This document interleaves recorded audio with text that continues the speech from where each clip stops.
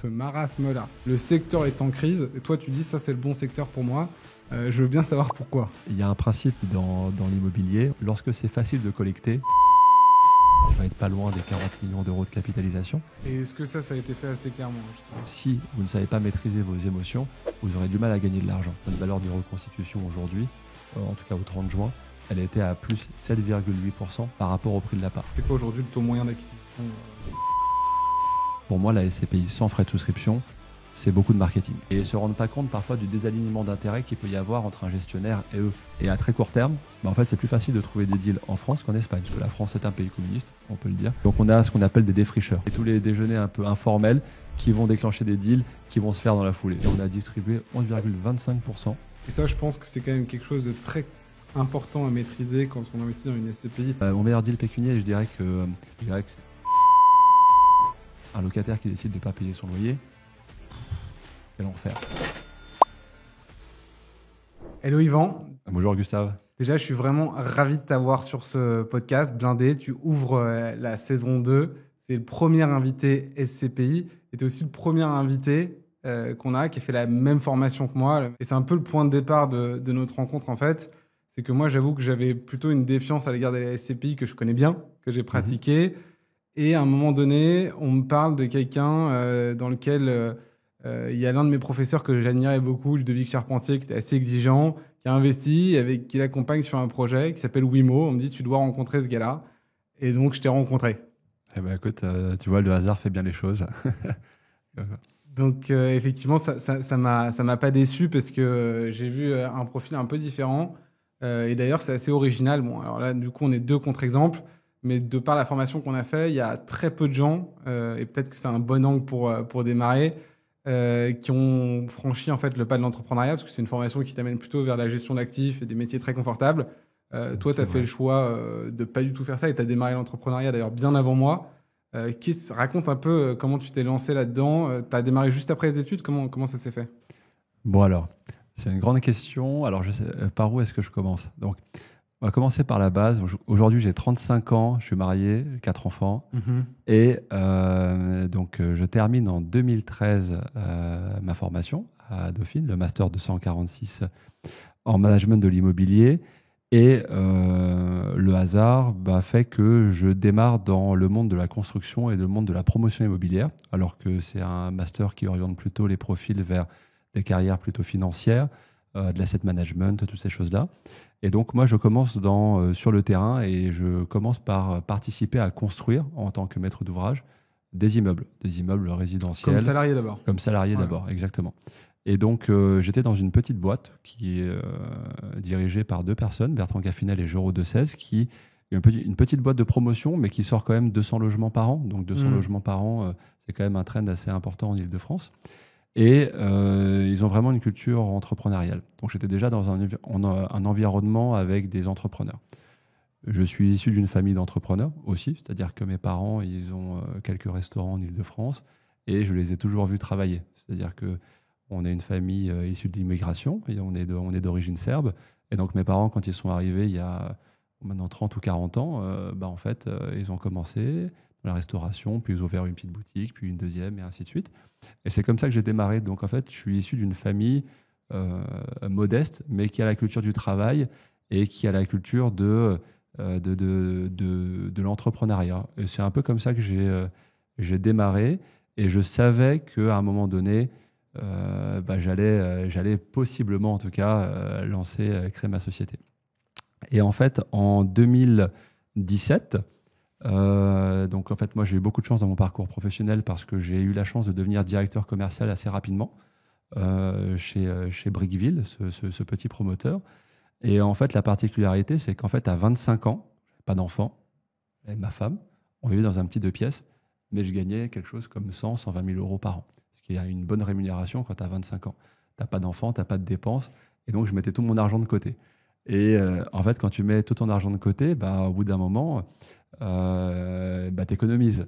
Et ce qui s'est passé quand j'avais 26-27 ans, c'est que Brickville, chez qui j'étais, avait un petit creux de promotion, enfin un petit creux de production, et ils avaient des opérations qui s'étaient décalées.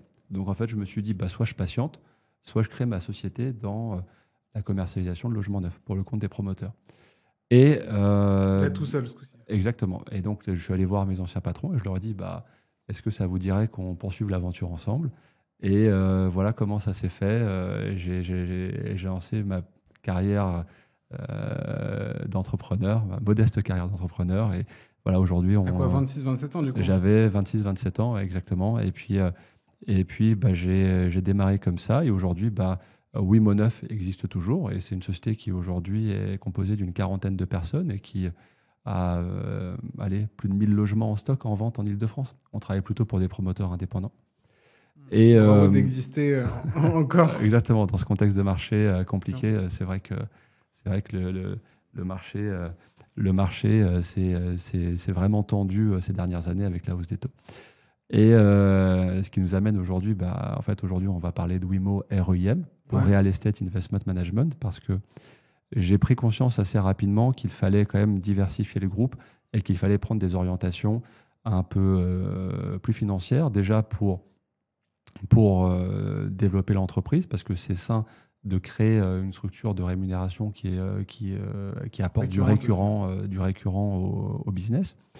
J'ai eu quelques événements familiaux qui ont fait que en fait, je suis animé d'un but un peu plus large que le simple fait de collecter et d'investir avec la volonté de changer le monde.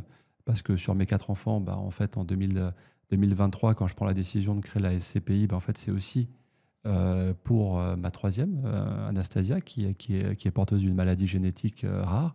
Et en fait, je me suis dit à un moment donné, si je veux contribuer à changer le monde et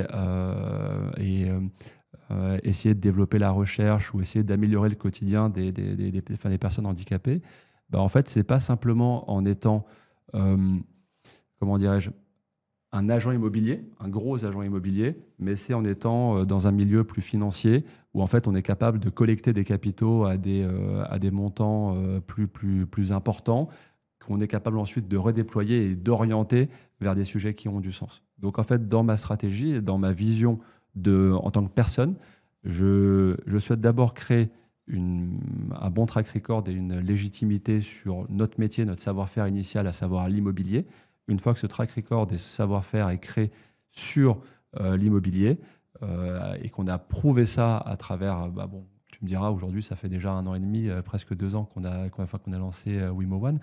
Donc, une fois que ça c'est fait, en fait, l'étape d'après, c'est d'essayer à créer quelque chose qui a un impact social beaucoup plus significatif et important pour essayer de contribuer à rendre le monde meilleur, d'une certaine manière. Avec beaucoup d'humilité, parce que tu as des gens qui sont immensément plus riches et qui ont des moyens beaucoup plus importants pour le faire. Nous, à notre échelle, si on arrive à rendre le monde un peu meilleur, c'est vraiment le but. Voilà, donc, c'est intéressant parce qu'il y a quand même un fil rouge personnel, c'est ton cadre familial au départ qui te prédispose un peu à l'entrepreneuriat. Ensuite, c'est une rencontre avec 2 entrepreneurs qui finalement font ton environnement professionnel. Tout à fait. Et aujourd'hui, c'est une histoire personnelle pas très drôle, mais qui vient peut-être encore plus accentuer ce drive.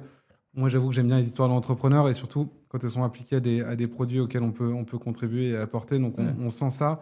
Ce que je trouve aussi intéressant dans ton parcours, c'est aussi une originalité, je peux le dire, parce que je connais bien le secteur. C'est aussi ce point de départ dans la construction, tu l'as dit un peu rapidement, mais donc de connaître le produit immobilier, l'écosystème immobilier, de sa création à sa livraison. Tout à fait. Souvent, voilà, comme tu l'as dit, ça se financiarise beaucoup sur les produits sur lesquels tu interviens aujourd'hui. Et parfois, on a des gens qui sont un peu déconnectés du secteur immobilier. Je pense que ça, c'est aussi une force que vous avez dans le groupe, c'est d'avoir un peu toutes les casquettes. Et d'avoir une culture produit. En fait, effectivement, tu t'aperçois que quand tu vends un appartement à un particulier, tu peux avoir sorti ton immeuble de terre, il est construit, tu as eu d'innombrables galères pour le sortir. Et puis, in fine, tu vas être jugé par le client sur la peinture et sur la manière dont les prises sont implantées, si elles sont bien droites ou pas. Et donc, en fait, tu es jugé sur des petits détails alors même que tu as fait 99% du boulot. Donc, en fait, ça te donne une vraie culture du produit et une vraie attention aux détails et au fait que faut essayer d'aller chercher la perfection. Alors, c'est pas facile parce que quand tu livres 300 logements, forcément, tu as affaire à des entreprises qui peuvent être débordées, qui peuvent avoir elles-mêmes des problèmes. Tu peux avoir des défaillances d'entreprise en cours de chantier. Mais in fine, tu mènes ton chantier au bout et puis tu arrives à livrer tes appartements et les gens sont contents, globalement contents. Donc, c'est ce qu'il faut retenir. Donc ça donne une vraie culture du produit que tu as peut-être un peu moins dans le monde professionnel. Parce que quand tu as une société qui loue 2000 mètres carrés, bon, finalement, c'est pas la même attention aux détails, quoi. Voilà. Et encore, c'est une intervention de gestion, ça, qui n'est pas Ouais. toujours le cas sur toutes les SCPI. Justement, on y vient. Bon, on a compris ton parcours perso et ton drive, et c'est Mhm. top. Mais toi, le sujet que tu choisis pour actionner, c'est celui de la SCPI. Je disais au départ que j'avais une petite défiance sur le secteur. Encore une fois, parce que je le connaissais bien, et j'ai eu plutôt raison, je crois, parce qu'il y a eu une Ouais. petite crise Ouais, tout à fait. sur la SCPI, hein, qui a démarré en 2022, qui s'est accentuée en 2023, notamment sur les acteurs historiques. Je crois que c'est après 20-30% de baisse de prix de part moyenne Mm. sur le secteur. Donc vous aviez investi 200 000 euros, vous aviez perdu 40 000. Ça Ouais, fait quand même ça tout fait drôle, mal, ouais. surtout pour des Ouais. gens qui avaient emprunté en face, parce qu'on en a un paquet.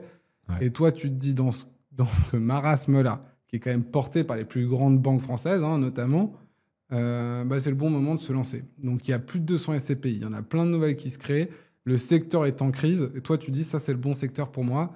Je veux bien savoir pourquoi. Ouais. Alors, il y a un principe dans l'immobilier, ou en tout cas dans ces métiers financiers liés à l'immobilier, c'est que lorsque c'est facile de collecter, c'est dur d'acheter. Et lorsque c'est facile d'acheter, c'est plus dur de collecter. Autrement dit, les liquidités s'assèchent au moment où le marché perd un peu confiance, alors que paradoxalement, c'est là où les meilleures opportunités existent. Et en fait, quand le marché se retourne, on est allez, ça commence en 2023 et 2023-2024. C'est à peu près c'est à peu près le moment où on a toutes les décotes de part et où il y a une vraie défiance qui se crée sur la SCPI. En fait, tu te dis que c'est aussi le meilleur moment pour acheter de l'immobilier. Donc, on lance un véhicule en disant que nos premières acquisitions vont être faites dans un contexte favorable. Alors, c'est plus dur de lever de l'argent, mais quand même, on y arrive. Donc là, aujourd'hui, on va être pas loin des 40 millions d'euros de capitalisation, 15 mois après notre lancement. Donc on est plutôt content. Donc on arrive quand même à lever des fonds dès lors qu'on a une stratégie qui est cohérente et que on a quelques éléments qui sont alignés. Peut-être juste Mais pour planter un peu le décor, que les gens se représentent, c'est à la fois beaucoup et pas beaucoup. exactement, Donc, c'est à la fois beaucoup et pas beaucoup. et je Ouais, pense qu'on va revenir sur la collecte, mais juste les SCPI, il y en a qui montent à quoi 4, 5, 6 milliards d'euros exactement. d'encours sur une seule Exactement. SCPI. Bon, il y a eu Ouais, pas c'est mal de énorme. fusions dans ces opérations-là qui les ont amenés à ces niveaux-là.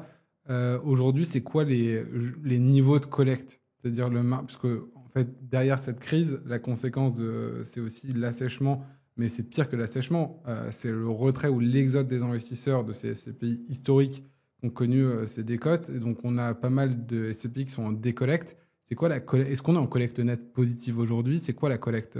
C'est quoi les Bah, dynamiques? Aujourd'hui, pour te donner un exemple, en 2022, qui est une année record, on collectait plus de 10 milliards. La collecte nette était supérieure à 10 milliards d'euros. Aujourd'hui, en 2025, allez, la collecte cumulée sur le premier semestre, elle est aux alentours de 2 milliards d'euros net. Donc, c'est un marché qui s'est fortement contracté.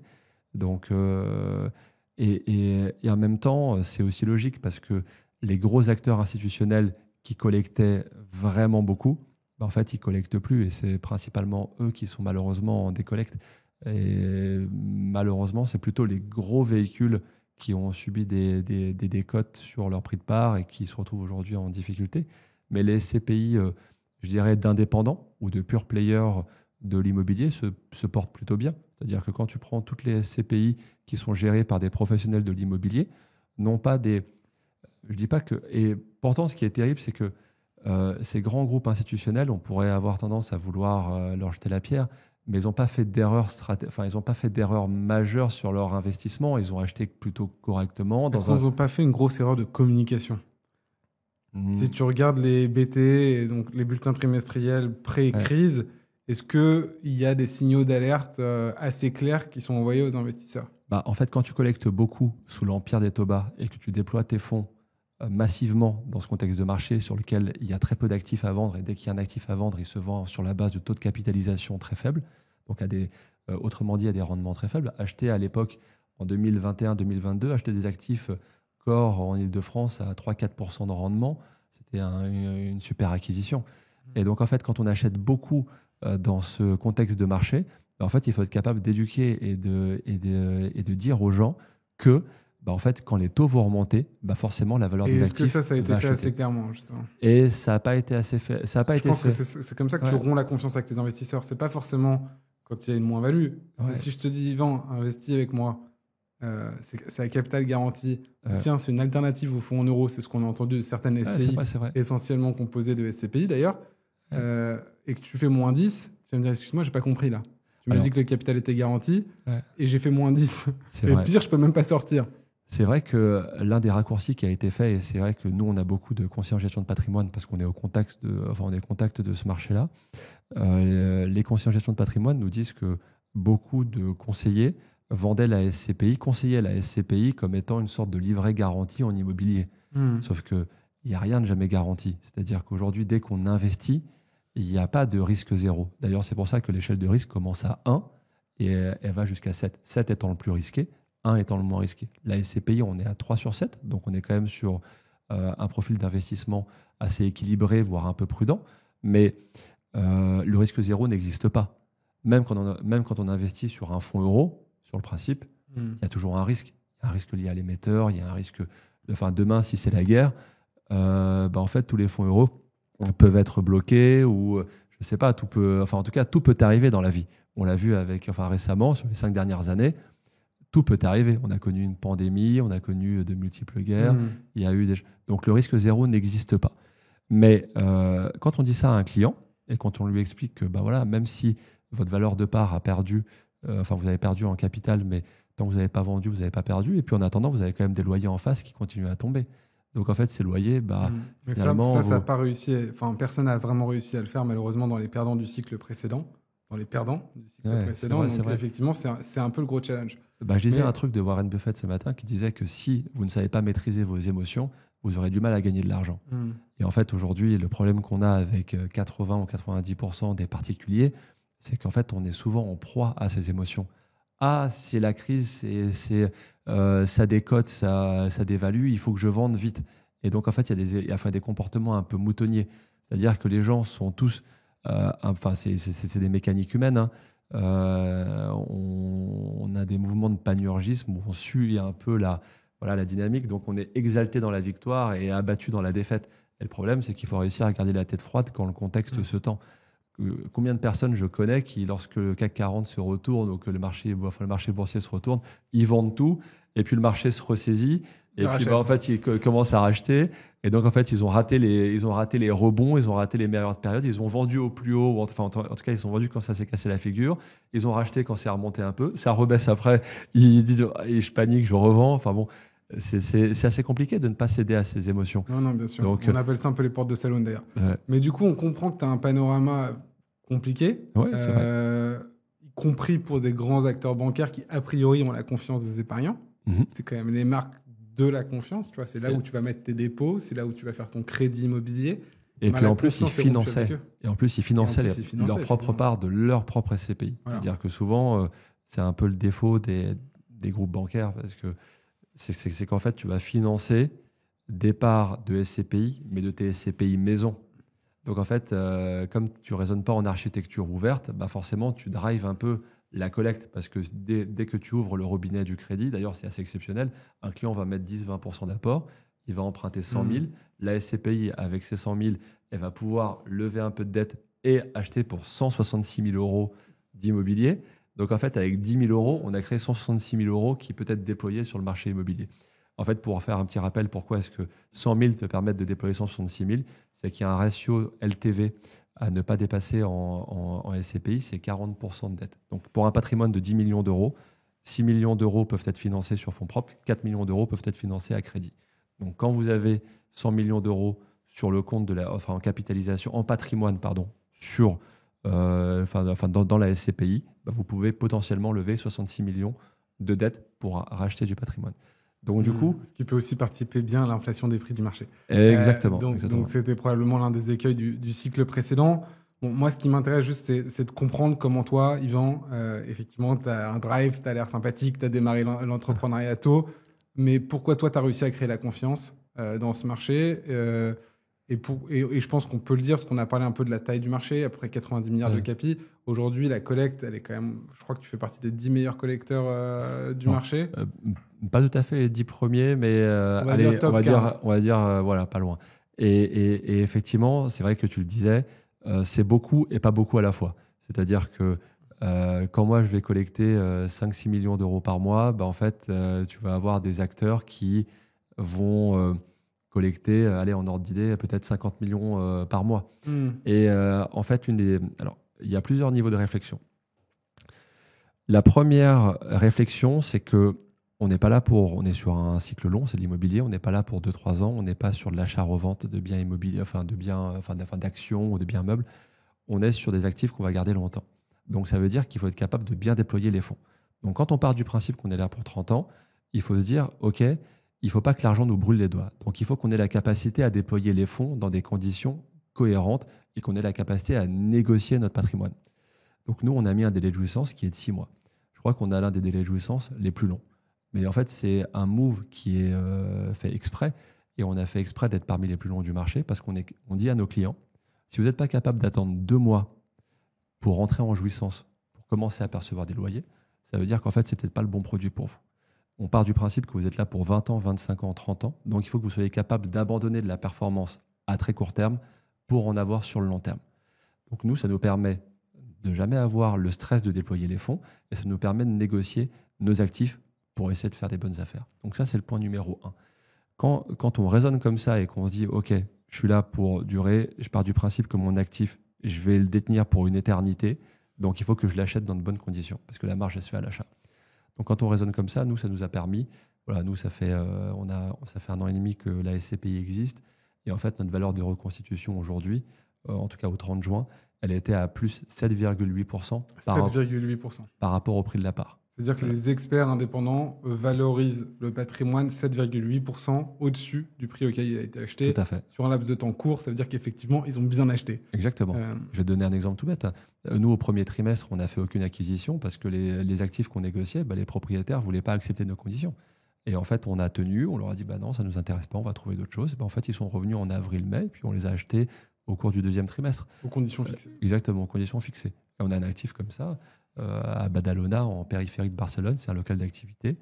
En fait, on a réussi à faire plus de 20% de plus-value sur cet actif, entre la valeur d'expertise et le prix d'acquisition.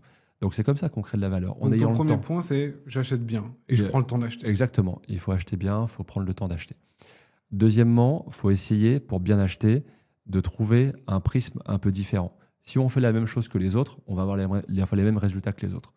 Donc nous, au début, quand on a commencé à acheter, on faisait des offres sur des actifs à 6, 7, 8 millions d'euros. Il y avait toujours quelqu'un qui arrivait et qui nous faisait une offre supérieure, ou en tout cas, on était en concurrence avec toute la place. On a baissé notre seuil, enfin, en tout cas, notre niveau d'actifs, par rapport au prix d'acquisition. Ouais. Voilà. Donc, en fait, on a baissé le niveau de nos recherches et on raisonne sur des actifs à moins de 5 millions d'euros maintenant, à peu près. Ça ne veut pas dire qu'on ne peut pas acheter de temps en temps un actif à 6, 7, 8 millions d'euros s'il y a plusieurs locataires, mais dans l'esprit, on essaie d'avoir 90% de notre patrimoine, 95% du patrimoine à moins de 5 millions d'euros. Et donc, pourquoi on fait ça? Parce que les acteurs institutionnels classiques sont moins présents sur cette typologie d'actifs. Et puis surtout, il y a de la profondeur. Des grandes familles, des privés, des entrepreneurs qui vendent leur entreprise. Entre guillemets, tout le monde peut avoir un actif à 1, 2, 3 millions d'euros. Et ton vendeur, c'est pas forcément un fonds, et donc il n'a pas forcément les mêmes KPIs que toi aussi. Exactement. Et en fait, la réalité, c'est que quand nous, on fait des offres sans conditions suspensives de financement, finalement, on arrive à mieux négocier l'actif parce que le vendeur se dit, bon, j'ai quoi comme option?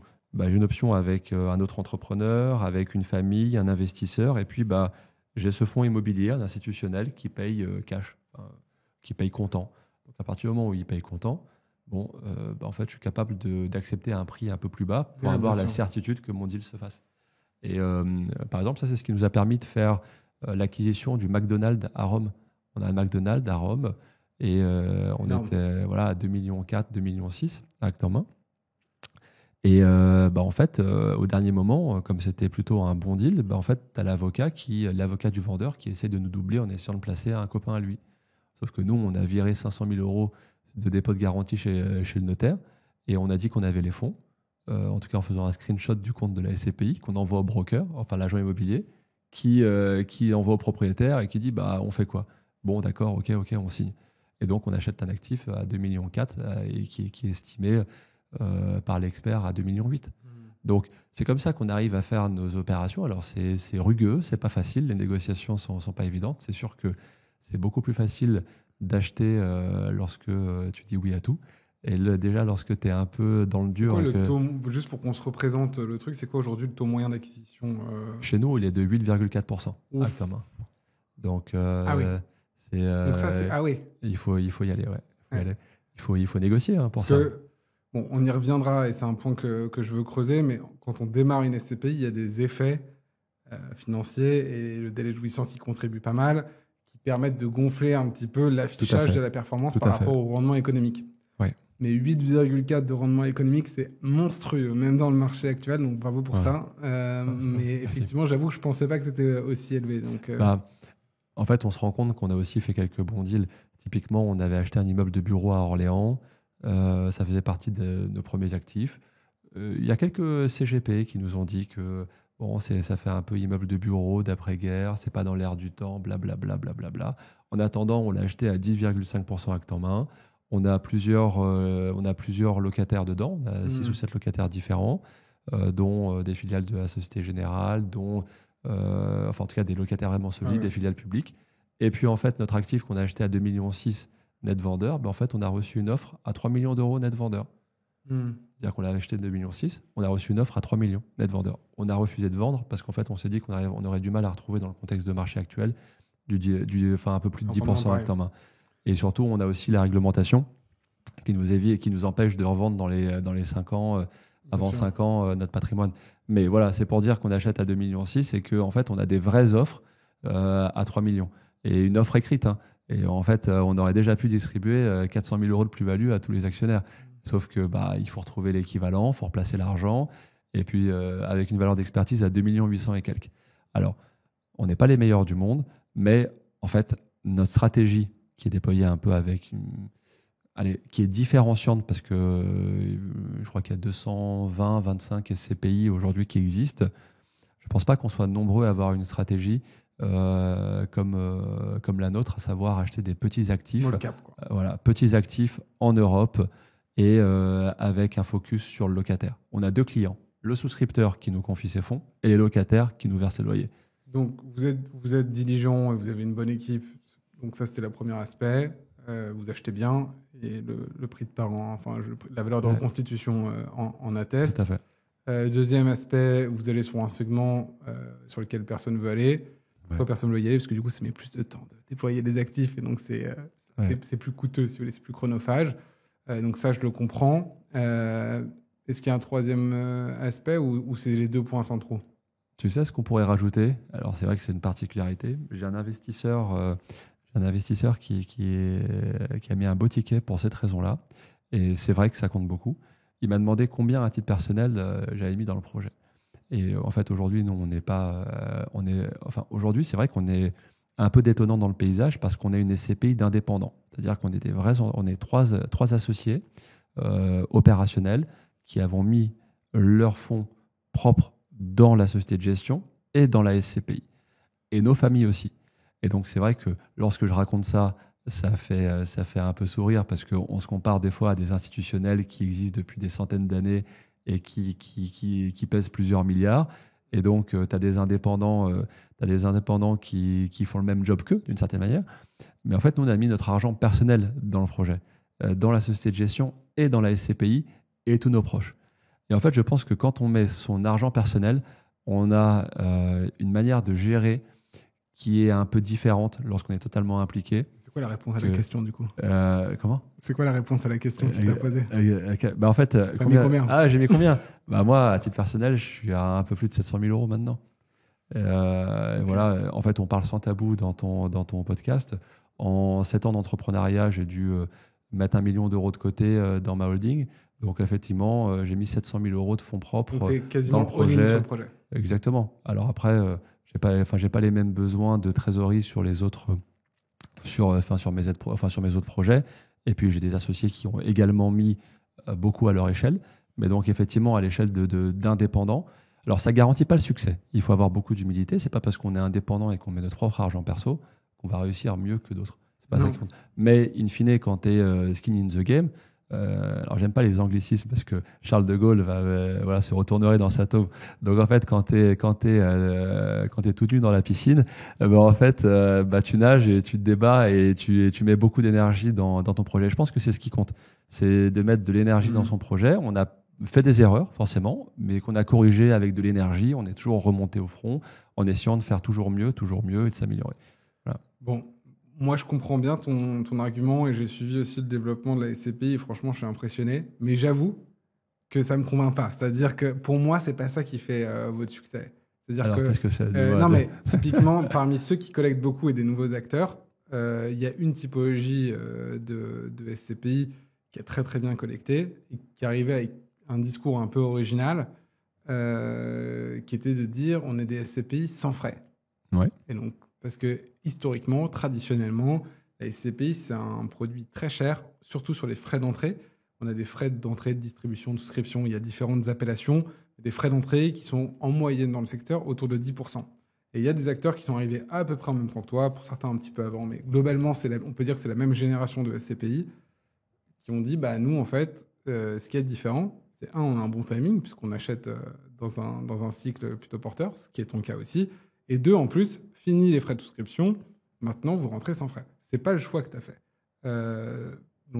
C'est mon côté bon sens paysan. Mais je peux t'expliquer pourquoi, si tu veux. Je veux bien comprendre, parce qu'en vrai, c'était le choix facile, c'était de s'inscrire dans cette trajectoire et de se dire, bah oui, on fait partie comme voilà, 2-3 autres qui sont bien connus et qui, quand même, pour certaines, ont moins de 5 ans et sont dans le top 5 des meilleures collectrices. Ouais.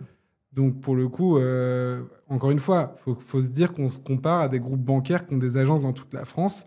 Dans le top 5, il y a des boîtes qui ont moins de 5 ans. Ouais. Donc, c'est assez intéressant. Donc, eux, on comprend bien, quand même, si tu veux, leur point différenciant de ce point de vue-là. Est-ce que toi, tu n'as pas aussi quelque chose à faire valoir sur ces questions-là? Alors, on a quelque chose à faire valoir sur ces questions-là. Mais avant d'y venir, je vais faire un petit laïus sur ce que c'est la SCPI sans frais. Donc, il y a eu des SCPI sans frais qui se sont lancés, qui ont des réussites remarquables. Bravo à eux. Et lorsque j'ai créé ma SCPI, on s'est forcément posé la question, sans frais, avec frais. Et en fait, pour moi, la SCPI sans frais de souscription, c'est beaucoup de marketing. C'est beaucoup de marketing. Pourquoi? Parce que, en fait, on a quand même des frais d'acquisition qui sont de l'ordre de 4-5% généralement. Et les frais d'acquisition, c'est non pas sur le montant collecté, c'est sur le montant collecté, leveragé. C'est-à-dire qu'en fait, j'ai collecté 100 millions d'euros, je lève 66 millions d'euros de dette, en fait, je vais percevoir 5% sur 166 millions d'euros. Et en fait, quand on perçoit 5% de 166 millions d'euros, ça fait 8-9%. Donc en fait, on prend... On va le refaire, ça. On va le refaire parce que c'est très important de le comprendre. Donc déjà, première chose, première nouvelle, la SCPI sans frais, c'est pas une SCPI sans frais. Oui, exactement. Ça, c'est pas mal de l'expliquer. Encore une fois, moi, je suis comme toi, c'est-à-dire bravo à eux. Il y a certaines avec lesquelles on travaille très bien et il n'y a pas de sujet. Mais il faut quand même casser ce mythe. La SCPI sans frais n'est pas une SCPI sans frais. Exactement. Et donc, deux, la SCPI sans frais, en fait, a changé un petit peu l'endroit où on va placer les frais. C'est ça. C'est-à-dire qu'avant, c'était vraiment la distribution. C'est-à-dire que tu investis 100, ton truc, il vaut 90 puisque tu as vraiment payé des frais de distribution. Souscription, encore une fois, il y a différentes appellations. Là, ce que tu dis, c'est que du coup... On l'a déplacé comptablement, voilà. tout simplement. Donc maintenant, c'est des frais de transaction qui n'existaient pas avant et qui n'existent pas chez Wimo, par exemple? Ça n'existe pas chez Wimo. Bon, tu vois, nous, on n'a que 2 lignes de frais, par exemple. Nous, on a fait le choix d'avoir des frais de souscription et d'avoir des frais de gestion qui sont perçus sur les loyers qu'on encaisse. On n'a que 2 lignes de frais. Une SCPI classique, ça a 5-6 lignes de frais. On n'en a que 2. Et au moment où un client souscrit, il sait exactement combien ça va lui coûter. Il n'y a que 2 variables. Pas de surprise, pas d'aléa. Parce que juste pour revenir et pour être sûr que tout le monde ait bien compris ce message, parce que c'est quand même un point important pour comparer les produits, c'est que du coup, les frais de transaction, ils sont pris sur le deal qui est fait, sachant que le deal qui est fait, du coup, peut être fait avec du levier, on l'a dit tout à l'heure, jusqu'à 60%, c'est ça? Exactement. De levier. Donc finalement, ça peut représenter plus que des frais de distribution classiques. C'est juste qu'ils vont être chargés au niveau du fonds et pas au niveau du porteur. Exactement. En fait, lorsqu'on a 5% de frais d'acquisition et qu'on met un ratio de levier de 1,66, en fait, les 5% de frais d'acquisition deviennent 8% à peu près. Okay. Voilà. Ouais, donc c'est à peu près équivalent.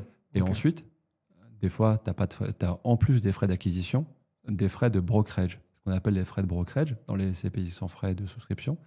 Bah, c'est des frais qui sont pris sur l'acquisition encore lorsqu'il n'y a pas d'agent immobilier. Donc, on reprend 5%.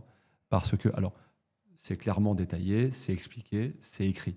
Mais ce que je veux dire, c'est que les gens sont éduqués, enfin, globalement, le marché est éduqué que sur 2 lignes de frais, les frais de souscription et les frais de gestion.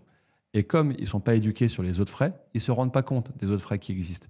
Et ils ne se rendent pas compte parfois du désalignement d'intérêt qu'il peut y avoir entre un gestionnaire et eux. Typiquement, un gestionnaire qui peut avoir une commission sur la revente d'un actif peut se dire, bah tiens, j'ai pas trop bien, enfin cette année a été moins bonne en collecte, allez, je vais revendre 2-3 actifs. Je dis pas que les gens le font, mais en tout cas, il peut exister un désalignement d'intérêt en se disant, bah j'ai intérêt à vendre 2-3 actifs qui sont bons pour récupérer des fees parce que pour telle ou telle raison.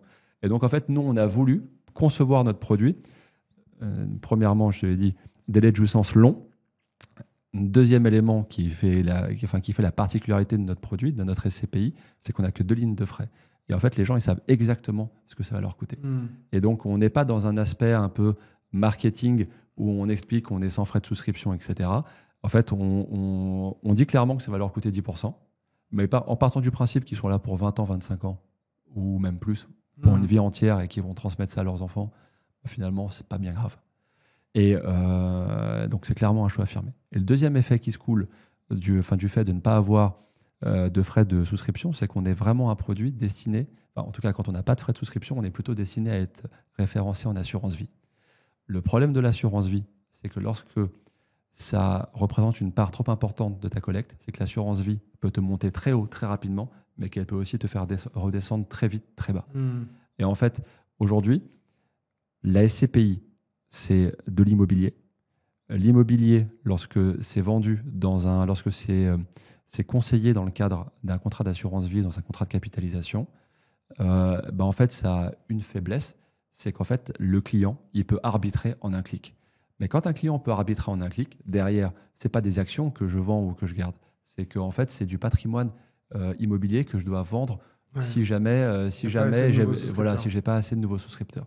Donc en fait, pourquoi pas avoir de la SCPI en assurance vie? C'est pas un problème, ça marche, c'est très bien parce qu'on a la fiscalité de l'assurance vie, il y a plein de bonnes choses. Et puis en plus, l'avantage, c'est que dans un contrat d'assurance vie, on affiche une valeur liquidative. Donc quand on achète 100 de SCPI sans frais, on a toujours 100 de SCPI sans frais. Quand on achète 100 de SCPI avec commission de souscription, en fait, on a 90. Donc en fait, quand on est conseiller en gestion de patrimoine, on doit faire un peu de SAV auprès du client et un peu d'éducation pour leur dire, bah oui, c'est normal, c'est les frais de souscription, vous vous souvenez. Donc en fait, la SCPI sans frais est faite pour être en assurance vie. Et il faut en faire. Je dis juste que la société de gestion qui distribue en assurance vie doit veiller à ce que la quote-part distribuée en assurance vie ne dépasse pas un certain... Je dis, j'ai aucun conseil à donner dans le fond. Mais en tout cas, c'est ma vision à moi. Moi, selon moi, si j'étais en assurance vie, je caperais le montant distribué en assurance vie pour que si jamais j'ai des retraits massifs en assurance vie, en fait, je ne sois pas impacté de manière significative et que ça ne bloque pas ma liquidité. Et c'est ce qui s'est passé. Et d'ailleurs, c'est ce qui a contribué à ce que certains véhicules récents, sans frais en assurance vie, récupèrent une grosse partie de la collecte qui s'est enfuie de certains véhicules traditionnels qui ont vu leur prix de part décoté. C'est-à-dire que quand tu es en assurance vie et qu'il y a un problème, il y a une crise de confiance pour une raison X ou Y qui peut être liée au véhicule ou qui peut être liée au contexte de marché. Des fois, c'est indépendant de notre volonté. On peut faire bien notre job, mais il y a une crise de confiance. Hop, il y a des liquidités qui partent. En fait, en assurance vie, le client, il appuie sur un bouton, boum, c'est moins 100 000, moins 1 million, moins plusieurs dizaines de millions d'euros sur la SCPI. Et là, on gère. Je pense que c'est un point hyper important.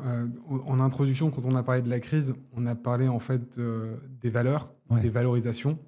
Quand on regarde un prospectus de SCPI, on voit qu'il y a un risque de perte en capital, c'est ce dont on vient de parler, mais aussi un risque de liquidité. Et donc, c'est ce que tu expliques depuis tout à l'heure. Mais ce point-là, il est souvent mal compris, parce que je trouve. C'est-à-dire que la liquidité, ou le risque de liquidité, de mon point de vue, il y a le risque immédiat, c'est-à-dire de ne pas pouvoir sortir son argent, mais il y a aussi un risque d'exagération de la crise de valeur. C'est-à-dire que si je dois compenser un retrait massif, typiquement si j'ai une énorme exposition en assurance vie, comment tu fais? Tu vends, c'est très compliqué. Et dans quelles conditions? En fait, et puis du coup, on se retrouve à devoir vendre du patrimoine immobilier dans un contexte de marché forcément dégradé, moins favorable pour vendre, pour pouvoir compenser les sorties, ou alors on allonge la liste d'attente. Mais la liste d'attente, en fait, c'est encadré. Quand on a plus de 10% de notre capitalisation qui est en attente et que ça fait 12 mois que c'est le cas, en fait, il faut en aviser l'AMF et mettre en place un plan de remboursement, etc. Donc en fait, c'est quand même assez lourd et il faut avoir conscience de cet aspect-là. C'est que lorsqu'on est en assurance vie, on transforme quelque chose qui n'est pas liquide en liquide. En tout cas, c'est-à-dire que les capitaux deviennent liquides, ils ne sont pas bloqués. Et ça, c'est C'est une vraie l'assureur faiblesse. qui porte la liquidité. Exactement. Mais c'est l'assureur qui porte la liquidité. Mais bon, quand l'assureur porte ça porte la liquidité et qu'il toque à ta porte et qu'il te dit, bah ouais, ben là, Faut je porte sortir. 10, 15, 20, 50, 100 millions d'euros, bah en fait, débrouille-toi, faut sortir. Bah, en fait, c'est une pression, c'est un rapport de force qui est tout à fait différent. La société de gestion a la pression pour trouver la liquidité. Bien sûr. Et puis quand ça se produit, bah forcément, bah, comme par hasard, bah, c'est plus dur de collecter. Donc, c'est l'effet. Voilà, quand la machine se grippe, c'est compliqué. Donc, il faut tout faire pour éviter que la machine se grippe et se retrouver dans cette position-là. Donc, soit éventuellement créer un compartiment dédié pour que la liquidité n'affecte que le compartiment dédié à l'assurance vie. Voilà.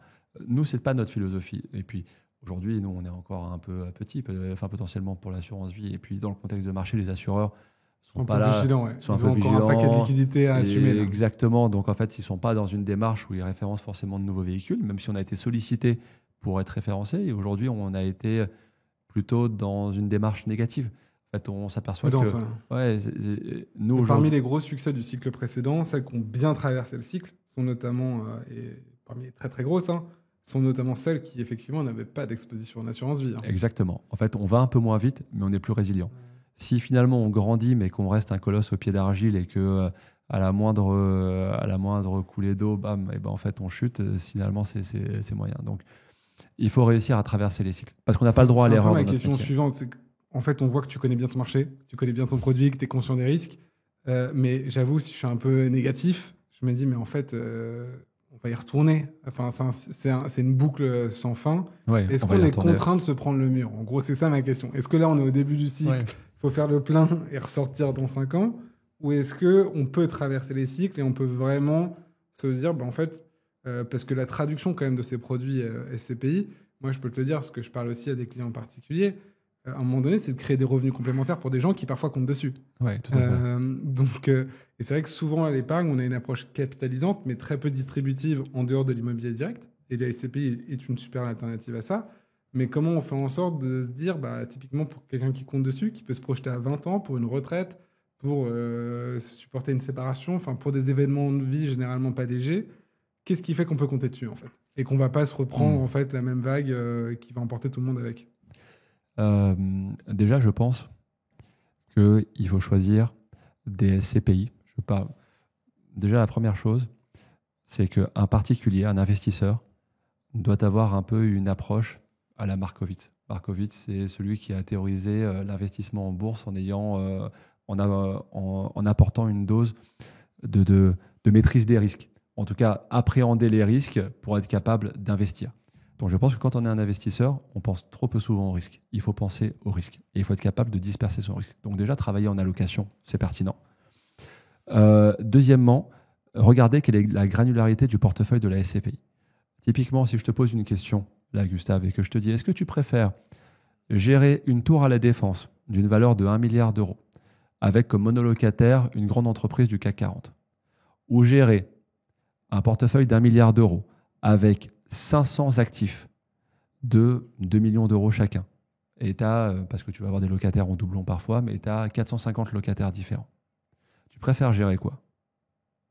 Si postulons que les calculs soient bons et que c'est la même valeur, d'un point de vue cash flow, si tu es mon actionnaire et qu'il faut que je te dise combien on peut gagner le plus possible sur les frais de gestion en travaillant le moins possible, je préfère gérer la tour, ça va pas me coûter grand-chose à gérer. Notamment. Mais du coup, mais en revanche, d'un point ouais. de vue investisseur final et c'est mon argent, je préfère évidemment disperser mon risque parce que j'ai quand même plus de chances d'avoir de la résilience sur mon loyer, moins de travaux Tout à à fait. venir. Enfin, risque. En fait, c'est la notion de risque spécifique, quoi. Dans un cas, tu as un risque spécifique à 100% et de l'autre, tu as un risque non spécifique ou dilué. Exactement. Et en fait, Mais c'est important, ma réponse, je pense, c'est importante. C'est que pour le gestionnaire, c'est quand même plus rentable, quoi. Exactement. Et donc, en fait, il faut viser.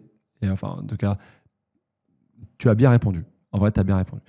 Et c'est ce qui a fait que certains groupes se sont retrouvés à l'agonie là, les 2-3 dernières années. C'est qu'ils ont acheté des actifs trop gros, faciles à gérer et parfois même sans locataire. et versus en fait, des groupes qui ont acheté des petits actifs, qui ont une forte granularité et qui ont un risque très dispersé. Et en fait, moi, je dirais que avoir une approche par les risques, ça évite de se... En tout cas, on est tous exposés à la crise et on peut tous se retrouver dans des situations où en fait, la crise impacte notre portefeuille, la valeur de notre portefeuille, ainsi de suite. Et tous les investisseurs doivent en avoir conscience. Même traverser la rue, c'est risqué. Hein. Dans le fond, c'est très peu probable de se faire renverser, mais c'est risqué aussi. Donc, investir, c'est risqué. Mais c'est toujours beaucoup moins risqué que de ne rien faire. Et c'est important de le redire. Mais donc, investir, c'est risqué quand même. Et donc, il faut s'attacher, donc déjà, en tout cas, moi, c'est comme ça que j'analyse la SCPI, c'est comment est dispersé le risque, quels sont les locataires, quel est le poids des plus gros locataires, est-ce qu'il y a une valeur de reconstitution qui est supérieure au prix de la part, qui me permet d'avoir un amortisseur en cas de crise. C'est plus facile d'investir dans une SCPI qui a une valeur de reconstitution supérieure à son prix de part, parce que si on a 5-6% de plus, par exemple, en fait, le jour où il y a une crise... Ça, c'est des ratios à vérifier et qu'on met en avant, nous, chez Colbert, et qui sont très importants, mais effectivement, ils ne sont pas toujours les plus marketés. Donc, exactement, ce n'est pas forcément ce qui est le mis le plus avant, parce que tous les gestionnaires ne le mettent pas en avant, parce que voilà, ce n'est pas toujours à leur avantage. Donc, voilà, mais effectivement, c'est une protection pour le patrimoine de l'investisseur que d'avoir une valeur de reconstitution qui est supérieure au prix de la part. Voilà. Donc déjà, ça, c'est des critères. La granularité du patrimoine, la valeur de reconstitution, le type de gestionnaire que c'est. Est-ce que c'est un gestionnaire qui perd en même temps que toi, ou est-ce que c'est un gestionnaire où il n'y a que toi qui perds et lui, il perd rien? Et quand je dis, est-ce que les personnes qui gèrent en direct, voilà, est-ce qu'ils ont mis leur propre argent? Bon, moi, c'est facile dans mon cas, voilà, mais il y a d'autres gestionnaires qui ont mis... C'est assez rare, en fait. Et puis, il y a la granularité du passif dont on parlait avec, effectivement, le fait d'avoir les assureurs. Voilà. Donc, nous, immodestement, j'en profite pour faire un peu de pub pour Colbert aussi, mais c'est vrai que nous, on a commencé à distribuer de la SCPI dès 2021, et on a fait le choix à ce moment-là de faire zéro immobilier commercial et de se concentrer sur une SCPI un peu niche à l'époque, qui s'appelait Kianéos Pierre, qui fait partie aussi des gros succès. Et donc, dans le temps de cette crise, nous, on a revalorisé les prix de part de nos clients sur cette séquence. Je pense que c'était pas mal, et ils respectaient pas mal des principes que tu avais, c'est-à-dire cette granularité. Et puis, par ailleurs, c'était sur une classe d'actifs que personne ne voulait traiter, parce que encore plus fastidieuse. Hyper résiliente. Voilà. Mais hyper résiliente, et effectivement, ça a bien traversé la crise. C'était aussi le cas, d'ailleurs, de la foncière des praticiens du groupe Magellan. J'en profite aussi pour les citer, qui avait fait un super taf sur cette période, avec un peu ces mêmes principes que tu viens de décrire, donc un bon secteur, un bon savoir-faire, une granularité du passif, granularité des actifs. Donc effectivement, on voit dans la crise d'avant que certains l'ont très bien traversé, voire même ont revalorisé leur prix de part, donc c'est possible. Oui, tout à fait, c'est bien résumé. Après, on n'a pas de boule de cristal, bien sûr. Parce qu'en fait, la réalité, c'est que chaque crise est différente. Tu vois, pendant le Covid, tu avais beau être hyper granulaire, in fine, on était tous touchés. Voilà, donc, et personne ne pouvait dire qu'il avait anticipé le Covid et qu'il avait, il avait revendu du bureau, tout ça, pour mettre 90% de supermarchés dans son portefeuille et de boulangerie. Donc, c'est impossible. Et des pharmacies. Donc il faut être humble quand même par rapport à tout ça. Nous, après, on essaie de bien faire notre job, de disperser les risques. C'est vraiment ça qui est le plus important. Après, pas dire qu'on essaie pas d'aller chercher de la perte. Justement, sur la gestion un peu plus opérationnelle, donc on a un peu compris ces grands principes. Tu as parlé d'une couverture européenne. C'est quand même pas une mince affaire de couvrir plusieurs pays. Comment vous gérez ça d'un point de vue sourcing, déjà, première question? Alors, d'un point de vue sourcing, si on fait le cycle, il faut déjà trouver les deals. Donc en fait, dans chaque pays, aujourd'hui, on est présent en Espagne, en Italie et en France. Et on a 80% de notre patrimoine qui est en Espagne et en Italie. Mais bon, comme on a une capitalisation qui évolue assez rapidement, c'est des ratios qui changent. Mais il faut garder en tête qu'on a 3/4 hors de France, qui est en zone euro, pour éviter le risque de change. Et on a 25% en France. Pour la petite parenthèse, on conserve de la France parce que en fait, on a l'accès à l'effet de levier et au crédit qui est très aisé en France, dans des très bonnes conditions quand même. Et donc, c'est pour ça qu'on garde aussi de la France. Et puis, la France reste un bon marché. Et puis, on le rappelle, la France est le pays qui est perçu aujourd'hui par les investisseurs internationaux comme étant l'un des plus risqués en Europe. Donc ça veut dire quoi? Ça veut dire qu'il y a moins de liquidités en France, et ça veut dire que du coup, il y a quand même plus d'opportunités. C'est plus facile de trouver... C'est un très très gros marché. Je crois que historiquement, Paris, c'était la 3e ville au monde après New York et Hong Kong en termes de taille de transactions de marché. Donc c'est un très très gros marché. On aime bien le French bashing, Mais on est d'un point de vue IMO sur top 3 ou top 5 mondial systématiquement. Exactement. Quoi. Top 1 en fiscalité, mais effectivement, s'il y a des liquidités, si tu veux, c'est quand même important de savoir qu'il y a des flux. Quoi. Exactement. Et à très court terme, en fait, c'est plus facile de trouver des deals en France qu'en Espagne, par exemple. Là, l'Espagne, c'est plus de 3% de croissance. Je pense que c'est un point important quand même qu'il faut rappeler. Donc pour toi, c'est devenu une évidence, mais il y a quand même une grosse raison fiscale qui pousse beaucoup de gérants SCPI à être en Europe. Bien sûr, tu as raison de le rappeler. Voilà, donc, est-ce que tu peux rappeler rapidement le mécanisme, mais parce que voilà, effectivement, la France, c'est pas un petit marché.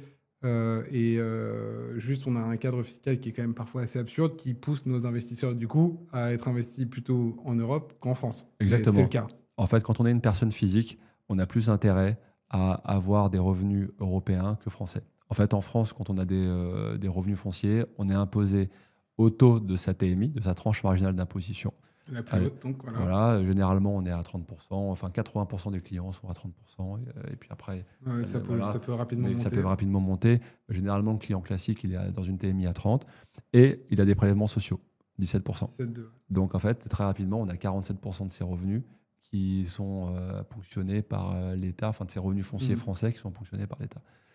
Quand on investit en Europe, en fait, on paye moins d'impôts. Je te la fais très courte, mais donc du coup, on a des mécanismes de crédit d'impôt, des mécanismes de taux effectif. La fiscalité est acquittée dans le pays dans lequel tu fais le deal, et donc toi, derrière, tu récupères un crédit d'impôt en tant que personne physique. Exactement, et puis en fait, en gros, ce que les clients doivent à peu près retenir, parce que chaque cas est différent, mais en gros, la fiscalité qu'ils vont devoir payer sur leur revenu européen, elle est égale à la différence entre leur TMI, leur taux marginal d'imposition, et leur taux moyen d'imposition.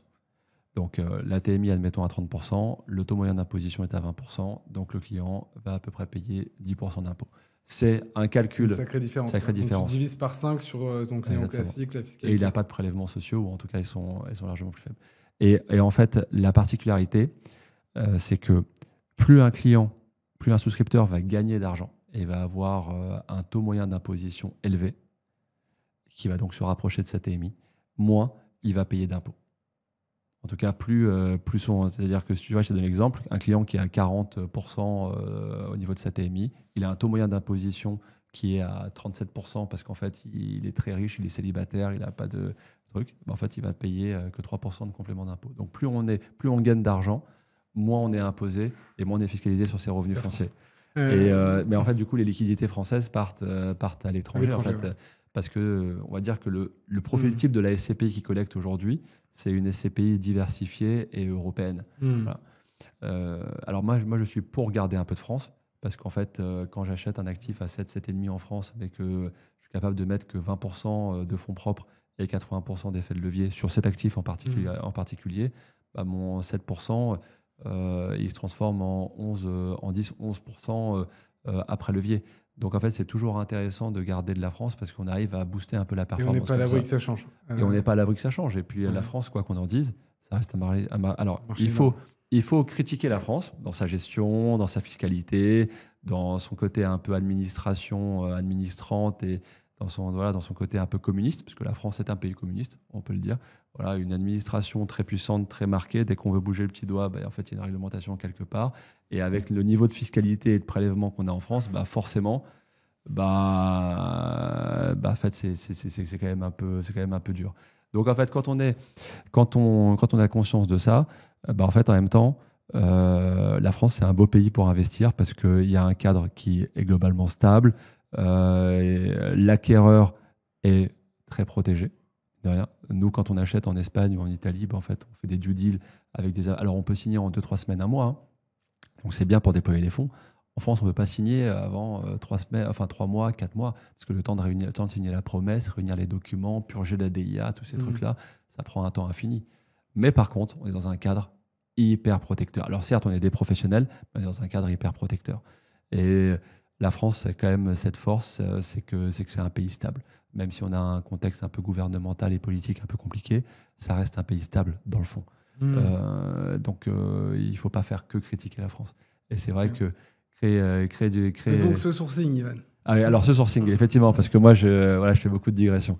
Excuse-moi. C'est top. Mais alors, ce sourcing, donc on a ce qu'on appelle des défricheurs. On a un référent dans chaque pays. un en Espagne, un en Italie. Ils nous sourcent les deals. Ce sont des salariés de Qui ne sont pas des salariés, qui sont des indépendants, Ok. pour le coup. Ils sont payés à la commission sur chaque deal que l'on fait, pas de fixe. Donc, c'est des gens qui sont vraiment... le terme adéquat, c'est défricheurs. J'aime bien.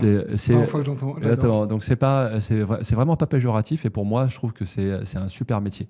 Super métier parce qu'ils sont là pour vraiment trouver les bons deals. Tu vois, ils Ouvrir doivent... des portes. Exactement, ils doivent dénicher les bons deals. Ils ont une carte de visite Wimo ou pas? Exactement. Ouais, Ouais. Et donc, une fois qu'ils ont. Parce qu'en fait, au début, tu peux pas te présenter. En fait, quand tu te présentes Wimo et que tu es un investisseur institutionnel, on t'ouvre des portes. Lorsque tu es un indépendant et que tu dis oui, je travaille peut-être pour. Voilà, Personne t'ouvre la porte. Personne t'ouvre la porte. Non. Donc là, ils avaient quand même besoin d'un cadre un peu Formel. facilitant et formel. Ouais. T'as mis quoi sur la carte de visite défricheur? Cuisinier. Non, j'ai. Head of Defrishing Italie. Non, bon, on a dû mettre consultant, Ouais, je sais pas ce qu'on a dit, mais je te trouve. ouais, Enfin, pour l'anecdote, je t'enverrai une photo Ok, de ce qu'on ça a vu. marche. J'adore le terme. Et donc, ils nous trouvent les deals. Et donc, après, comment ça se passe? Il organise une semaine de visite.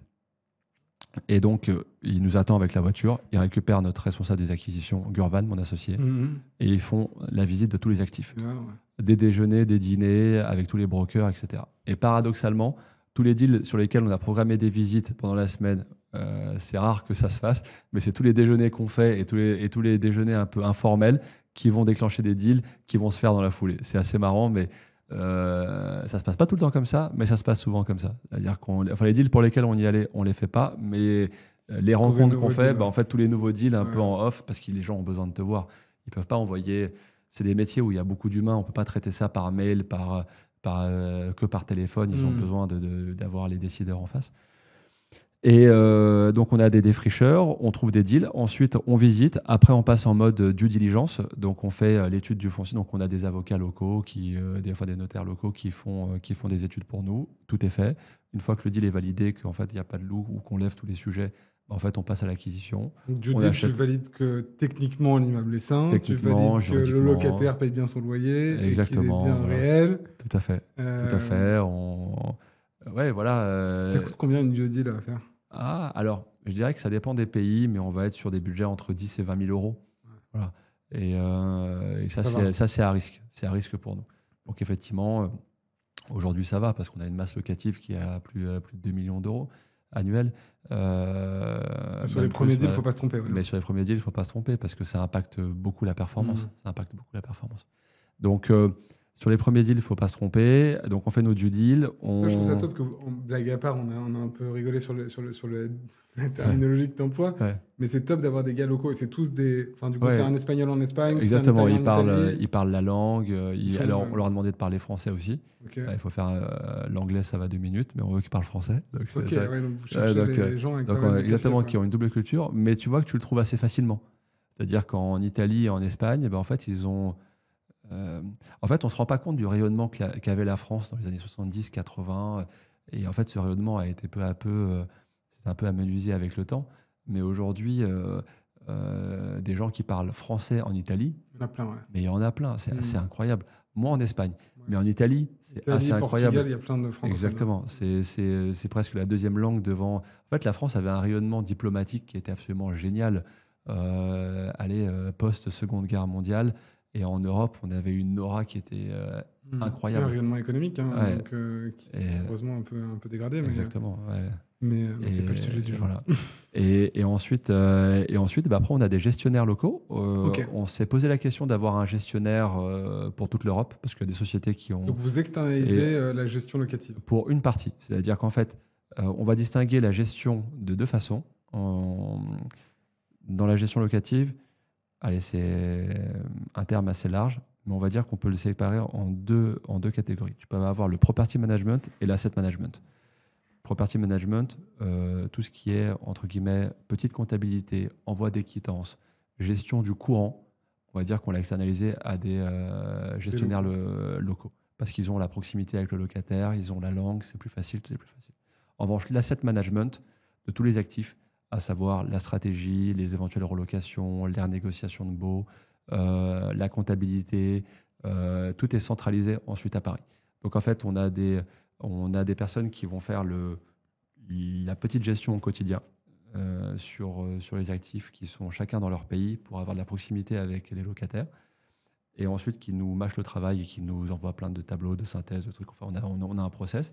Et puis après, tout est centralisé et consolidé à Paris, à l'échelle de la SCPI. Quoi, Ok. voilà. Et donc, voilà comment on est organisé. Donc, ça fonctionne assez bien. Alors, aujourd'hui, on est une petite dizaine dans l'équipe de gestion. Et écoute, c'est plutôt pas mal déjà. 40 personnes dans le groupe. Et enfin, un peu plus de 40 personnes dans le groupe. Ouais. Ok, bon. J'ai bien compris ton modus operandi. Si on parle concrètement de chiffres, un petit peu pour se représenter ce que c'est Quimo, collecte 35, bientôt 40 millions. Donc ça, Ouais. c'est la capi du fonds. C'était quoi la perf? Parce qu'il y a déjà eu une année qui est passée. Combien vous avez distribué en pourcentage ou sur combien vous avez communiqué sur la première année déjà? Alors, donc, la première distribution est intervenue au 2T 2024. Donc, au 2T 2025, on a 12 mois glissants, 12 mois pleins, et on a distribué 11,25%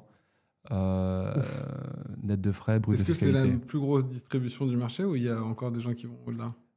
Peut-être. J'ai pas regardé ce que font les autres, mais, mais En effectivement, tout cas, peut-être. c'est dans le haut du panier.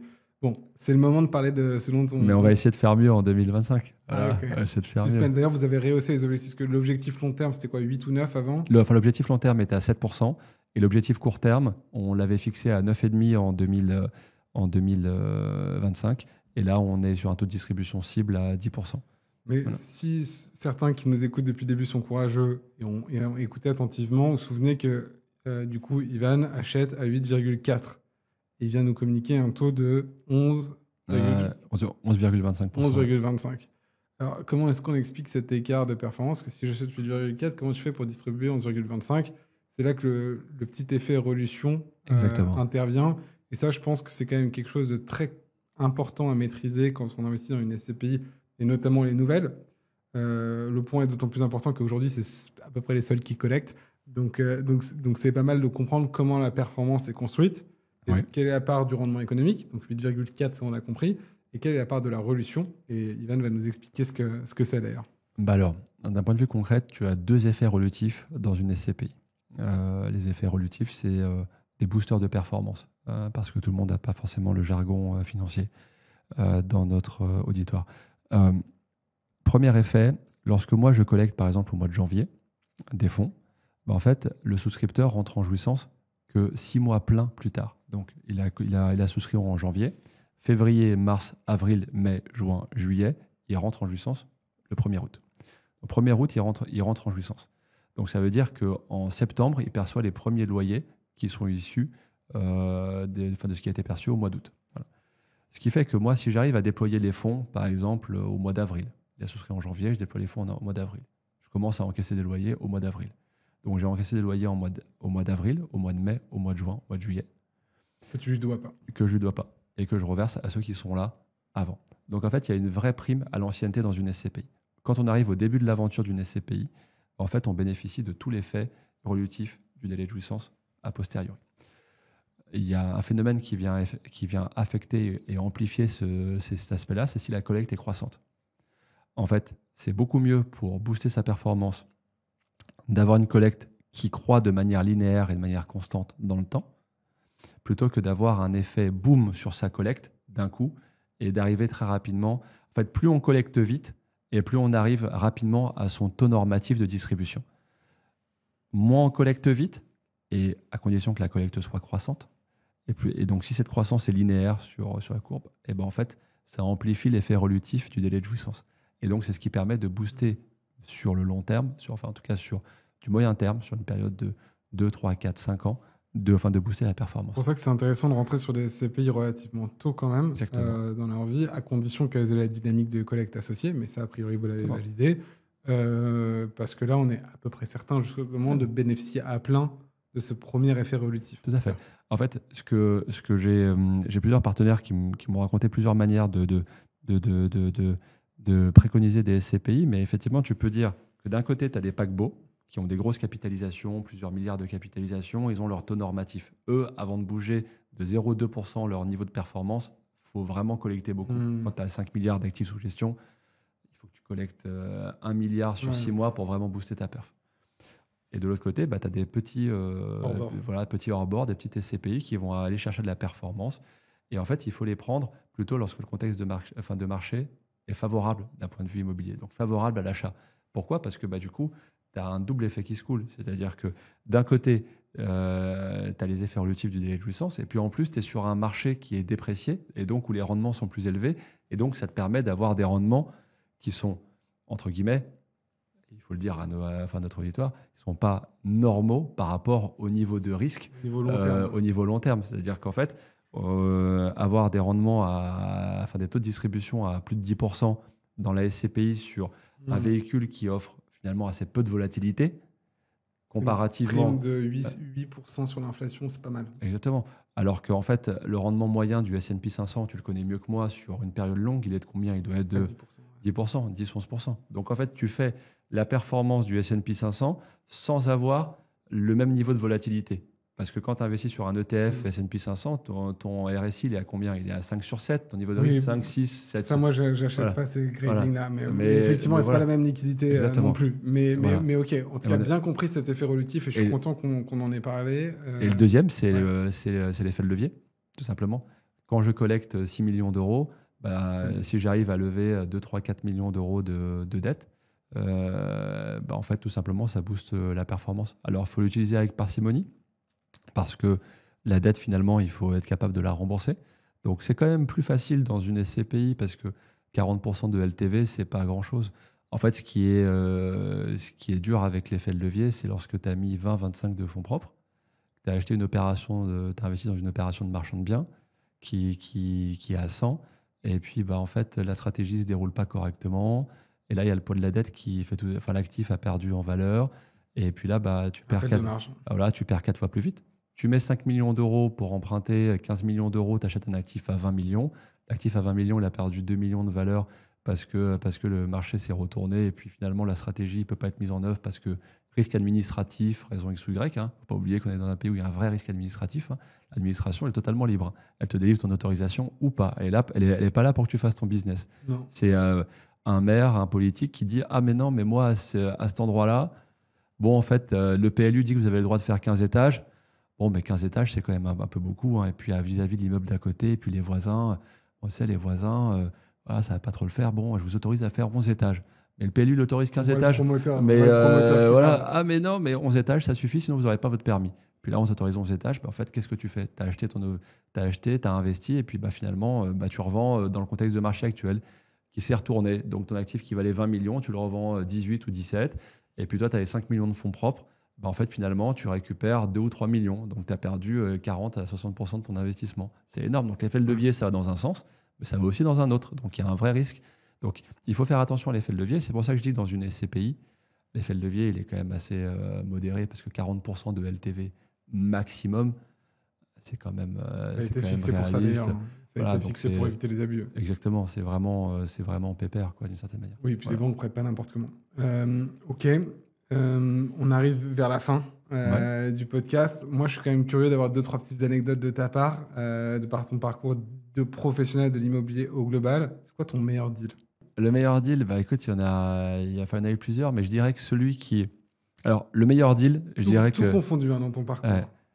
Alors, je dirais qu'il n'y a pas que du... Alors, mon meilleur deal, c'est ma femme. Alors, si c'est tout mon parcours, parce que pour pouvoir avancer, quand tu as 4 enfants, il faut avoir une femme exceptionnelle. Donc, ma femme est exceptionnelle, je le dis souvent. Et franchement, c'est essentiel. Deal pécunier. Voilà. Mais le message est passé. Voilà. On essaiera de diffuser ça largement. Exactement. Pour qu'elle le voit. Exactement, je pourrais lui envoyer un extrait. Mon meilleur deal pécunier, je dirais que... celui qui est l'un de ceux qui a le plus fait parler, en tout cas, et ça c'est aussi important parce qu'il faut aussi communiquer et exister dans ce marché concurrentiel, je dirais que c'est le McDonald's à Rome. Le McDonald's à Rome, tout le monde s'est posé la question de comment on a fait pour acheter un McDonald's avec comme locataire McDonald's italien en direct, qui eux-mêmes ont fait 1,5 million, 1,8 million de travaux dans le local. Et tout le monde disait, mais comment vous avez fait pour acheter un McDonald's alors qu'il est de notoriété publique depuis que le film est sorti sur Netflix? En fait, ils achètent, c'est une boîte immobilière plutôt qu'une boîte de burgers. Et Garde leur humour. Exactement. Donc en fait, c'est un deal qu'on a fait. Là, tu vois, 2,4 millions actes en main, expertisé un peu plus de 2,8 millions avec un bail ferme. Voilà, c'est à Rome. Et donc, en fait, il coche vraiment toutes les cases. En termes de granularité, un bon locataire, dans une ville connue. Voilà, ça, c'était... T'as testé le Big Mac?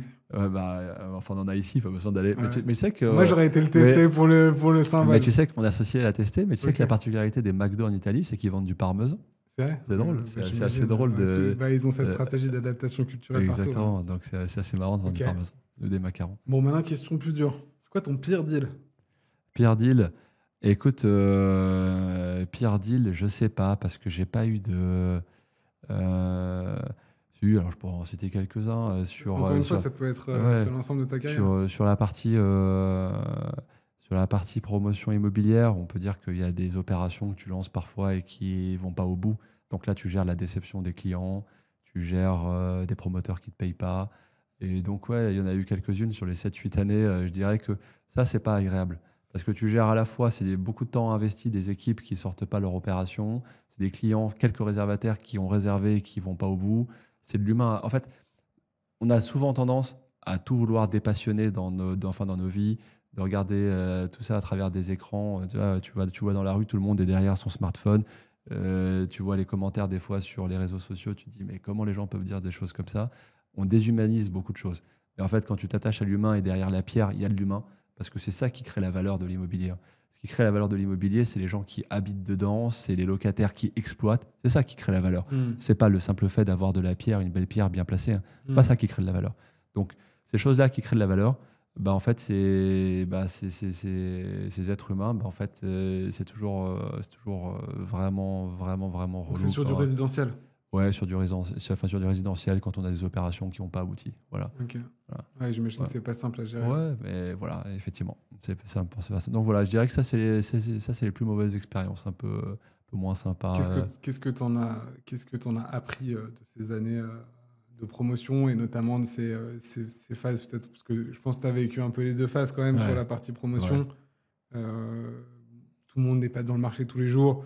Mais en gros, il y a eu une période de taux très bas avec des volumes d'acquisition qui étaient records et j'imagine que tu as été aux premières loges pour en bénéficier. Tout à fait. Ce qui permet de décider la nouvelle Exactement, ça structure. permet de décider. Mais tu as vu aussi du coup la hausse des taux et voilà, déjà peut-être 2-3 chiffres pour qu'on se représente les volumes de transactions. Tu divises par deux. En fait, c'est facile. 2022, c'est l'année record. Et en fait, je vais donner un exemple tout bête. J'ai lu la stat il n'y a pas longtemps, mais nous, on l'a ressenti. Alors, même si on faisait beaucoup de ventes à l'acquéreur résidence principale, beaucoup moins aux investisseurs, donc on a été moins touchés. Parce que celui qui achète pour habiter, il a un besoin, donc il ne diffère pas son achat. D'acheter, hein. Alors que l'investisseur, il peut différer. Mais entre 2019 et aujourd'hui, tu divises par 6 le nombre d'investisseurs. Par 6. Wow. C'est un truc de dingue. Et en fait, ce que je retiens, c'est que tout peut arriver, qu'il faut rester constant, parce que en fait, on peut avoir des moments de haut. Enfin, il ne faut pas céder à l'euphorie quand on est en haut de cycle, et il ne faut pas céder à la sinistrose quand on est en bas de cycle. Ça remonte, ça rebaisse, et puis voilà, c'est la vie. Donc il faut s'attendre à tout, être préparé à tout. Il faut avoir de la constance, être capable de continuer à avancer quand c'est dur, et à un moment donné. Après la pluie vient le beau temps. Et en fait, moi, ma conviction, en tout cas sur le résidentiel, c'est qu'il y a une non-prise de conscience de la part de nos politiques, de l'importance pour les gens de devoir se loger. En fait, c'est un truc de dingue, mais est-ce que ce marché, il n'est pas malade quand même? Il n'est pas complètement déconnecté. Il n'est pas devenu complètement déconnecté le vrai marché, c'est-à-dire à un moment donné, tu achetais à 10 000 euros du mètre aux portes de Paris. Enfin, est-ce que c'est possible de maintenir des prix comme ça quand on voit les revenus des gens quoi? En fait, ça me choque un peu moins que l'excès de réglementation qu'il y a et l'excès de fiscalité qu'il y a sur ce segment de marché.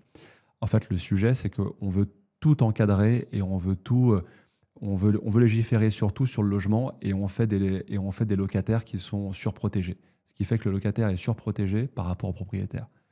Un locataire qui décide de ne pas payer son loyer, quel enfer. Parce que là, il faut 2-3 ans avant de récupérer son bien. Pour peu qu'il ait saccagé le logement, en fait, le dépôt de garantie d'un mois, il ne sert à rien. Et en fait, aujourd'hui, on met en place l'encadrement. La réponse française contre la flambée des loyers, c'est quoi? En fait, c'est de légiférer et de créer l'encadrement des loyers. Alors que ce n'est pas ça qu'il faut faire. Il faut être capable de libérer ce marché et de dire, ok, on n'a pas assez de logements, c'est ce qui fait qu'il y a la flambée des prix. Donc il faut que je crée plus de logements. Comment je fais pour libérer du logement? Bah, en fait, je fais en sorte qu'un locataire qui ne paye pas, alors je sais, je vais peut-être choquer des gens, mais un locataire qui ne paye pas, il ne remplit pas sa part du contrat, il faut qu'il puisse être expulsé très rapidement, manu militari. Pourquoi? Parce qu'il y a tellement de locataires, enfin en tout cas tellement de propriétaires que je connais, qui ne mettent pas en location leur logement pour cette raison. Ben en fait, rien que ça libérerait je ne sais combien de dizaines de milliers de logements en France. Et ça résoudrait déjà une partie. Pourquoi est-ce que tout le monde fait du Airbnb? En tout cas, les locataires qui veulent chercher un peu de rendement, pourquoi ils font du Airbnb? Bah justement, pour pas devoir gérer des locations longue durée. Donc en fait, ça va ramener beaucoup de gens sur ce marché. Éviter le plafonnement aussi, accessoirement. Ouais. Donc en fait, il y a une sorte d'effet Cobra. Tu connais l'effet J'ai appris que c'était le deuxième marché d'Airbnb au monde, la France. Ah ouais, mais ça m'étonne pas parce que la France, c'est le premier marché en termes de tourisme. Donc finalement, je pense que le premier marché, ça doit être les États-Unis. Dans un marché d'immobilier malade, c'est quand même fou. Oui, mais c'est du tourisme. C'est du tourisme. Oui, mais on voit que les gens, du coup, ne respectent pas, si tu veux, le deal tacite qui est de la location longue. Exactement. Mais pourquoi? Parce que trop de réglementation. Et puis après, même quand tu traverses tout ça et que tu arrives à louer et que tu dis je vais quand même louer, et ben en fait, après, tu es surtaxé. Tu es surtaxé. Et en plus de ça, on te crée une instabilité fiscale. Tous ceux qui ont acheté des LMNP en se disant bah, chouette, j'ai le meilleur des deux mondes, je peux amortir mon bien, mais lorsque je le revends, en fait, mon amortissement n'est pas réintégré dans le calcul de ma plus-value. Et de l'autre côté, j'ai des loyers qui sont très peu fiscalisés. Bah là, du coup, ils ont acheté leurs biens, ils se sont endettés sur 20 ans, 25 ans. Et en fait, ils se retrouvent avec un régime fiscal qui a changé pour le LMNP en cours de route. Donc, ils n'ont même pas la clause de grand-père qui dit OK, pour tous ceux qui ont déjà acheté leurs biens, on ne revient pas en arrière. Donc, on se dit qu'en fait, on a un État français qui cherche tellement d'argent que OK, en fait, je crée de l'instabilité. Donc, l'instabilité, ça, tu vois, ça. Ce matin, j'écoutais le gars, le CEO de la boîte qui s'appelait Plastic Omnium, qui est un des plus gros fournisseurs d'équipements automobiles dans le monde. C'est une boîte française. Le mec, il disait 15 fois la réglementation l'a changé sur les 3 dernières années sur les véhicules neufs, sur la taxe sur les véhicules neufs en France. Ouais, 15 fois sur les 3 dernières années. Tu te rends compte? Le niveau d'instabilité fiscale qu'on a. Et tout ça, j'ai vu un article qui disait qu'en plus, les immatriculations de voitures neuves et des gros cylindrés s'est effondré. Parce que du coup, forcément, quand tu as de l'argent et que tu dois acheter ton Aston Martin ou ta Porsche et que tu as un malus de 50 000 €, bah, en fait, est-ce que tu as envie d'acheter ton Aston Martin ou ta Porsche? Bah, du coup, tu ne l'achètes pas en France. Tu l'achètes peut-être dans un autre pays ou alors tu ne l'achètes pas. Mais sauf que ça, c'est de la TVA en moins, c'est du business en moins, voilà, c'est des entrées d'argent en moins. C'est la fameuse courbe de l'affaire en termes d'impôt, l'efficacité de l'impôt. Jusqu'à un certain niveau, l'impôt est efficace et passer à un certain niveau d'impôt. C'est une cloche. Voilà, et bah, du coup, tu perds en efficacité. Il y a des médecins qui travaillent 3 jours par semaine. Il faut qu'on refasse un épisode pour parler de Yvan, ministre du Logement. Exactement. 2 petites questions pour finir qui m'intéressent. Commence par le logement. Mais en tout cas, je trouve que c'est passionnant. Effectivement, on voit ton ADN immobilière. Deux dernières questions sur la SCPI. Ton meilleur concurrent, c'est qui?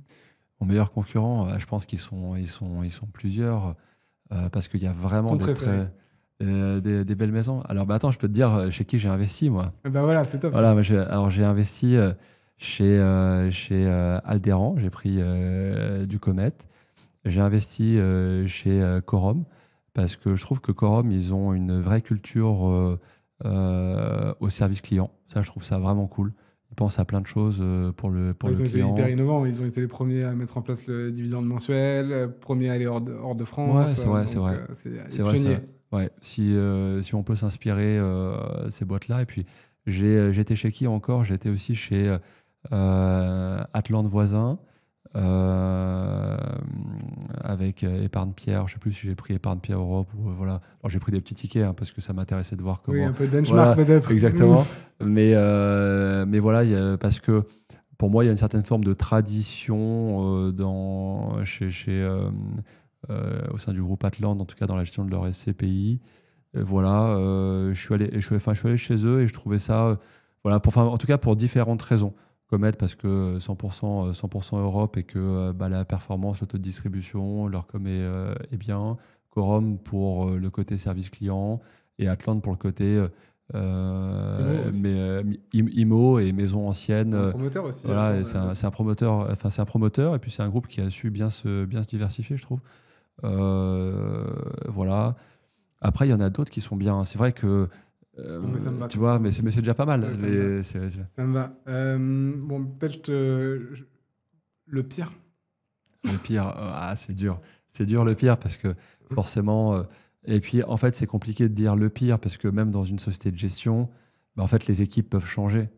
Les équipes peuvent changer.